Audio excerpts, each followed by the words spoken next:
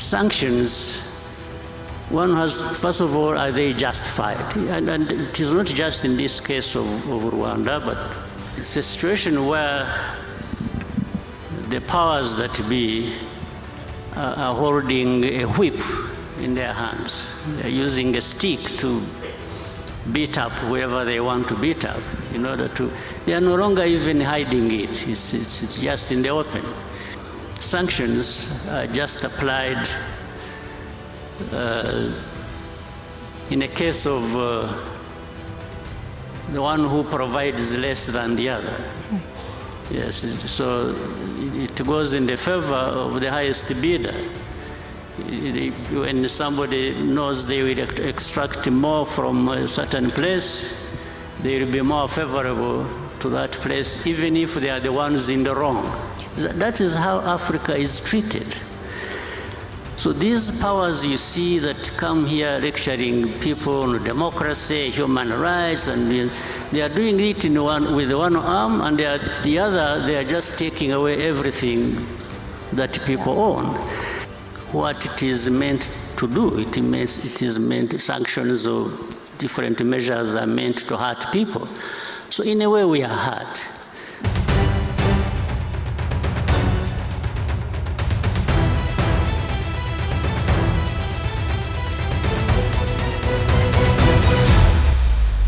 There will always be crises.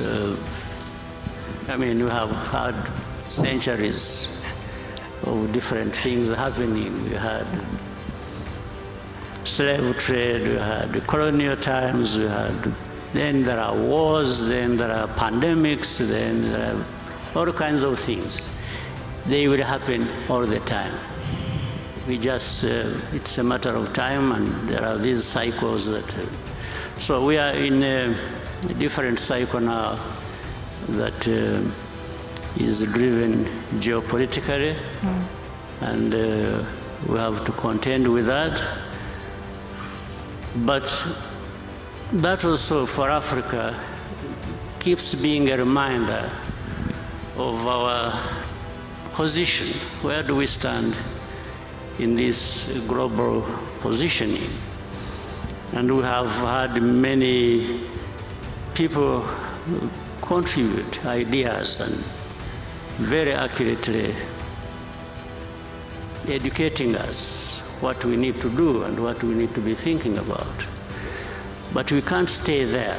We need to learn from this. We need to shape what we are doing for ourselves, and action should lead us in the right direction and how to deal with these crises. So, but for Africa, let me say, we have to leverage our competitive advantage, and there are a number of them.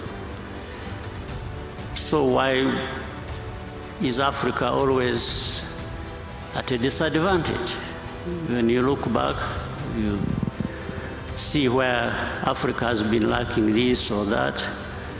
But really, why, when we have almost everything?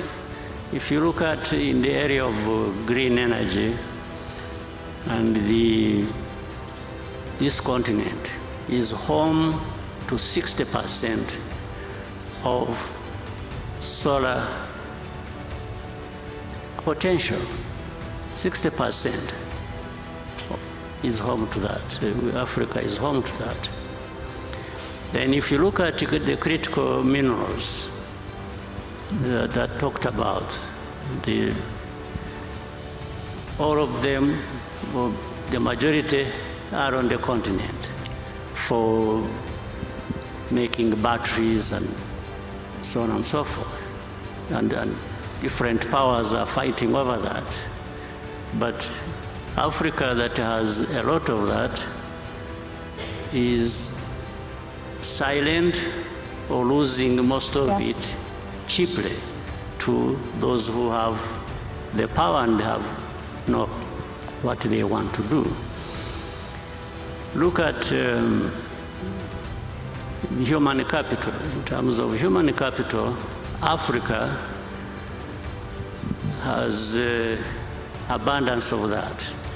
In fact, whether maybe by now already or in a few years to come, Africa will be having the largest middle class in the world. So how can we have these resources and then we are here wondering how to overcome some of the challenges that are brought by the geopolitics that we talk about, or the crises that we see happening in every. So we need to come together and do something about it. It's doing something about it. The rest we know. And Amir earlier on was talking about what we lose by not doing a number of things. I think we lose a lot more even by not doing what we have to do. And it's a really important point. It's time of action. And I have to say, you know, when you mention pandemics, there was a wake-up call, and we've seen so much shift and change. But, you know, watching what's been going on with the way African leaders have been approaching bad deals that are getting on their table. I mean, Zimbabwe, Zambia, as well as Ghana, saying no to mineral deals because it was about extraction in return for healthcare programs and so forth. And frankly, I'm sure a lot of you in the room know that you've been very vocal about the kind of bullying tactics, the coercive tactics that have been used by the West, specifically the US. And at this point in time, we know that Africa is still being viewed as a place where people can extract, but African leaders are saying no. Also threats about sanctions consistently, not only against African nations, but other countries. Rwanda yourselves are dealing with US sanctions since March this year with the issue regarding the DRC. Take me through how you're dealing with this new geopolitical tension where there's a belief that might is right and the big can control, you know, everyone else. Well, it's a crisis in a sense, but brought about by the same thing, Africa not leveraging our capacity, our potential, our, you know, energy of the people of our continent is just locked out there. And it's a situation where the powers that be are holding a whip in their hands. They're using a stick to beat up whoever they want to beat up in order to, they are no longer even hiding it. It's just in the open. It's like in the situation you're talking about, we have in the region of Congo and the other crises that also in a way involve Rwanda and other countries in our region. Yeah, sanctions, one has, first of all, are they justified? And it is not just in this case of Rwanda, but in other cases. Sometimes sanctions are just applied in a case of the one who provides less than the other. Yes, so it goes in the favor of the highest bidder. When somebody knows they will extract more from a certain place, they will be more favorable to that place, even if they are the ones in the wrong. Do you believe that all roads lead to mineral deals? Is that what you're saying? I mean, it is in the open. I don't have to say much. And in some cases, it operates like in the very old days. Here there is a lot of cynicism in this. In the old days, the kings and so on and so forth used to give their in-laws, their children, you know, powers to say, go and control something somewhere. And that's happening today here. Yeah. Yes, they just give somebody, say, go and get whatever you want to and do whatever you want to do in that region. That is how Africa is treated. So these powers you see that come here lecturing people on democracy, human rights, and they are doing it with one arm, and the other, they are just taking away everything that people own. So, and this is what is critical. This is why Africa, leaders of Africa, some of whom are here, are brothers, and the CEOs and other Africans, I think we need to give ourselves value of some kind. We can't just be people who are waiting to be ripped off by somebody who is shrewd enough and has the power to come. No, we must be able to say no.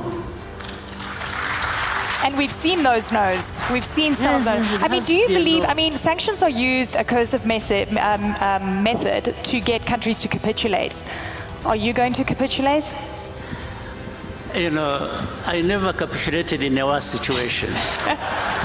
This is not a bad situation as such. Well, it hurts, absolutely. Yeah. And that's what it is meant to do. It is meant, sanctions or different measures are meant to hurt people. So in a way we are hurt. But I think we would be hurt more by not doing what we are doing. So it's always, you make a calculation. Yes. So, and it is not so difficult to say no. In fact, it costs more to say yes to the wrong thing. Yeah. So we are here, but all these things come to pass in one form or another. Even those who have been given the gift of messing us up, one day they will not live long enough to see the gains from exploiting people or doing unjust things. So I think each one of us, countries in Africa, and mainly and most importantly together, there is a lot we can do to raise Africa, to raise ourselves to the level where it should be, and don't mind about these powers that think they own the world and the heaven and everything else. And I hear you loud and clear on the hypocrisy and the contradiction in terms of where international law applies to some when it suits and it's broken in other cases. We've seen so much of this. In a world where we're seeing the unraveling of the global world order as we know it, institutions are being challenged, they're being broken down. What is Africa's role, do you think, in this new world? Because it feels like it's never going to be the same again. You know, my view is that these pressures that we get from the rest of the world, Africa, I think, is being reminded to wake up. So the pressures are not entirely bad. I think they force Africa to look within for what we have, to actually do what we need to do, to find a good place for us in this world of those injustices and other challenges. So Africa looking within, and we have a lot to bring to bear on dealing with these challenges. I think we can succeed, but above all we need to work together and move away from saying what we know, because there is a lot we know and there is a lot we talk about, but we need to do a lot more based on that. The private sector, I want to talk about scaling up or failing.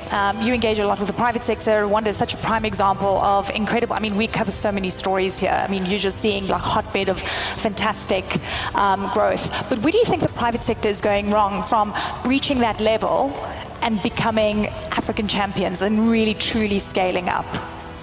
I think private sector is doing a good job. In fact, it is ahead of the public sector. but we could be served much better by finding a way to bring close private sector and the public sector and benefiting each other as one, because that's what we are actually one when you look at the needs of the continent. And so I want to thank the private sector. The private sector, they are actually to some level hustlers. They are able to go through some of the barriers that are created by the public sector. Yeah. But if those barriers were not there, the private sector would be far ahead of where they are, and along with that, the continent also would be ahead of where we are. So my call to all of us is for really coming together, the private sector, the ways of how they could conduct business, I think, have been very elaborately put by Amir in the presentation you had with him earlier. And those of us in the public sector need to fine-tune our responsibilities towards allowing the private sector to be the engine that they are and should be, and all of us would benefit. I think His Excellency just gave all of you a compliment. He called you hustlers. He says you're doing things better than the pipe. Yes, give yourselves a round of applause. Mr. President, you're so, so encouraging always. I've got one other question, and I want to talk about, when I wake up in the morning and I have to check, can you believe social media to get an understanding of what leaders are thinking? And a lot of the time, it lacks decorum, it's shocking. You guys know who I'm talking about, right? Yeah, I don't have to say it. What do you think of the way global leaders, the strongest leaders on this planet, are speaking right now? I'm sure do you wake up and check what people are saying, on social media? Do you get shocked? What shocked you the most? There's a lot. I have become immunized to shocks. So, but social media is very interesting. It brings equality in some sense of presentation of ideas and feelings, and it has really, media has been democratized. I think it is important. Everyone can express themselves and they will be heard. If you are wrong, there will be somebody to tell you, you say, no, that's not right. And when it is right, then people will say, wait a minute, I think there is a point here that we should be thinking about. So it has been so open that we have gone beyond having this narrow sense of being guided into things without sometimes thinking, or we are conditioned to believing even what is not right just because it has been said by somebody in the media. So it has sort of opened up space for everybody. So some of us also follow, and it's up to any individual to scan and try and make a sense of what you've heard, you are seeing, and it is a good way. You receive criticism, you receive advice, and so it remains the responsibility of any individual to decide how they build on that and benefit. You didn't answer my question about the shock factor. Are you shocked by some of the things you see? I'm not. I said I've been immunized. Immunized.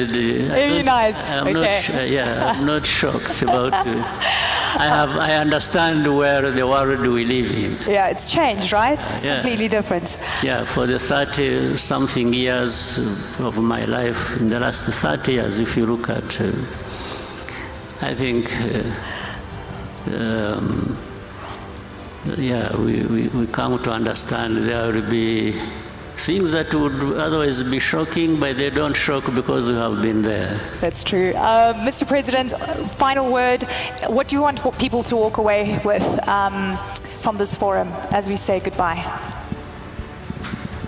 Well, always it's a good opportunity, but I want people to know that each one of the people in this room and beyond have something to contribute and to benefit from, benefit each other, and the continent has a lot that is not being put to good use, and it is up to us. It's not people from anywhere else to be able to raise ourselves to that level where we should be.